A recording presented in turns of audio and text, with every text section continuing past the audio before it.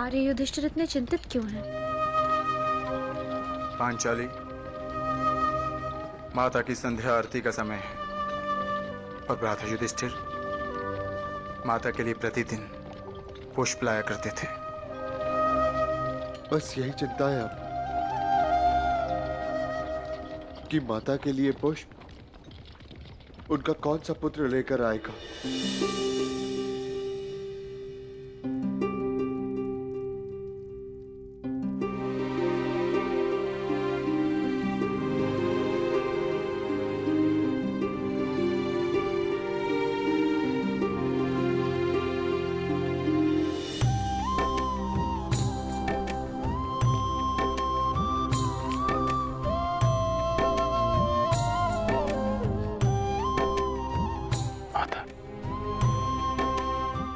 पुत्रों के हस्तिनापुर से जाने का खेद है मुझे। मैं एक माता की आंचल की रिक्तता नहीं भर सकता, परंतु उसके संध्या आरती की एक छोटी सी आवश्यकता अवश्य पूर्ण कर सकता।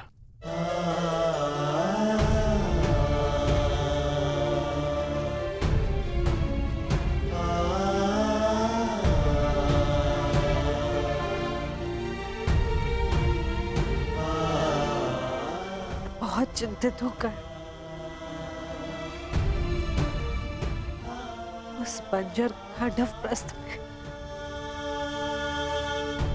न जाने मेरे पुत्र किन कठिनाइयों में होंगे।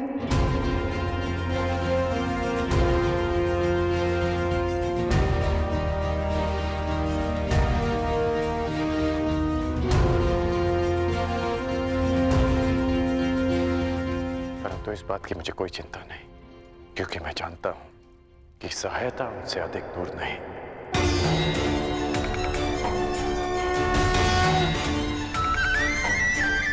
श्री कृष्ण गोविंद हरे मुरारी, हे नाथ नारायण वासुदेवा। मेरा विश्वास कीजिए, सम्राट का पदभार उठाने में सक्षम हूं मैं।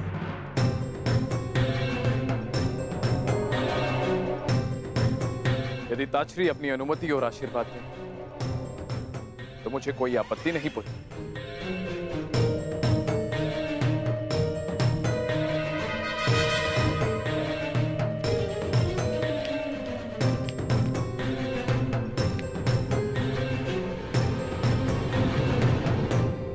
मेरा आशीर्वाद तुम्हारे साथ है दुर्योधन।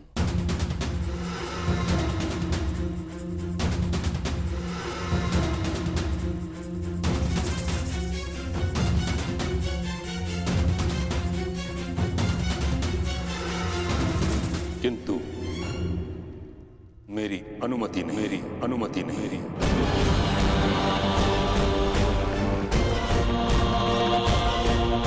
हस्तिनापुर का संरक्षक होने के नाते सिंहासन के उत्तराधिकारी पर मेरा पूर्ण विश्वास अनिवार्य है, और तुमने अब तक ऐसा कुछ किया नहीं है दुर्योधन, जिस कारण तुम इस पद के योग्य माने जाओ। तो आज्ञा दीजिए मामहीन, मैं अपने मित्र दुर्योधन के लिए दिग्विजय करना चाहता हूं। कदाचित तुमने ठीक से सुना नहीं, कारण मैंने क्या कहा।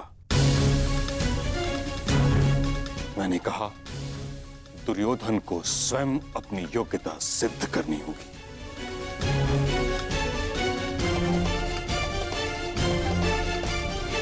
सम्राट बनने के लिए योग्यता का अर्थ केवल रण विजय प्राप्त करना नहीं, शान प्रबंधन भी है। युद्ध नीति नहीं, मैत्री नीति भी है। सम्राट बनने की शीघ्रता तुम्हें केवल दिग्भ्रमित करेगी दुर्योधन। ज्वलंत मनोकामनाओं की अग्नि का धूम्र तुम्हें मार्ग से भटका देगा। परंतु मैंने ऐसा कौन सा अनुचित मार्ग चुना है पितामह? हस्तिनापुर की मर्यादा के कारण जिस विषय पर मैं मौन हूं, उसे तुम निर्लज्जता के साथ छिपा रहे हो दुर्योधन। मत भूलो, इस समय तुम गंगा पुत्र भीष्म के समक्ष खड़े हो। यदि आज हस्तिनापुर का विभाजन हुआ तो उसका कारण केवल तुम्हारी वह मूर्खता थी जो तुमने अपने मामा की संकेत पर की।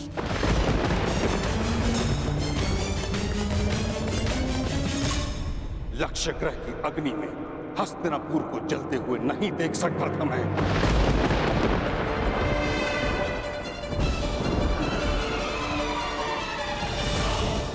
इस कारण विभाजन स्वीकार किया मैंने। और अब जब तक मुझे यह विश्वास नहीं हो जाता कि तुम नीति से शासन करने में सक्षम हो, कुचक्र से नहीं, तब तक मैं तुम्हारे अभिषेक की अनुमति नहीं दूंगा।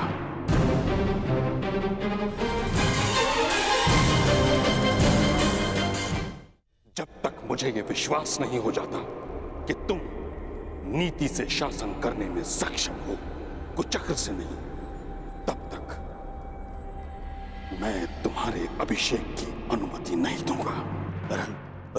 परंतु पितामह। दुर्योधन, अभी तुम इतने बड़े नहीं हुए कि गंगा पुत्र के सुझाव का विरोध करो, समझे? महामहिम, बच्चा है, नहीं समझता कुछ बातें, परंतु मैं आपसे सहमत हूं और आपको विश्वास दिलाता हूं कि दुर्योधन अपने सिंहासन पर तभी अधिकार दिखाएगा जब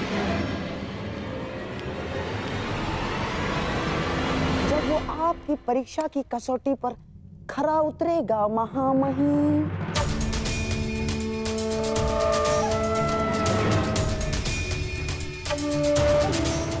तुम मूर्खता मत करो। महामहिम की आंखों में लाक्षागृह की धधकती ज्वाला का प्रतिबिंब है। हमें कुछ और करना होगा मेरे होने वाले सम्राट। अब सम्राट युधिष्ठिर अपना राज्य संभालेंगे। आपका विनोद कभी कभी समझ में नहीं आता है। अभी तो मैं सही अर्थों में राजा भी नहीं बना और आपने मुझे सम्राट कहकर संबोधित कर दिया। सम्राट बनने में कौन सा भेद है धर्मराज? बस एक राजसूया यज्ञ करने की देरी भर है। शीघ्र ही आपके महल में सहस्त्रों राजा पधारेंगे। उपहास न उड़ाएं वासुदेव। कैसा राजसूय यज्ञ, कैसा महल? इस समय तो यहाँ पर सर छुपाने के लिए वृक्ष की छाया भी नहीं है। जब राजा बन गए हो तो महल भी इतना शीघ्र बन जाएगा कि आभास तक नहीं होगा। बस महल की नींव बलशाली रखनी होगी